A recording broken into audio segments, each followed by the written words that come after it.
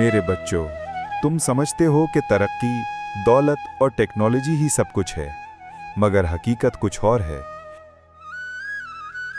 तुम्हें एक मिसाल देता हूं। जापान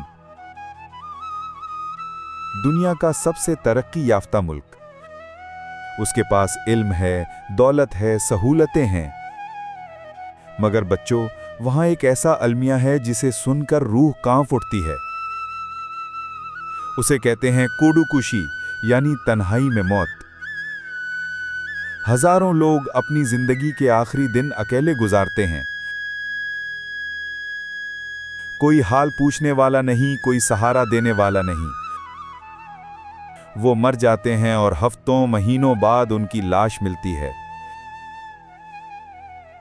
बेटो, सोचो ये कैसी तरक्की है जिसने इंसान को रिश्तों और मोहब्बत से महरूम कर दिया। हमारा इस्लाम हमें इसका इलाज देता है।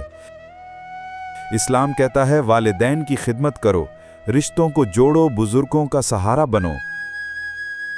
कुरान कहता है उनके साथ उफ तक न कहो।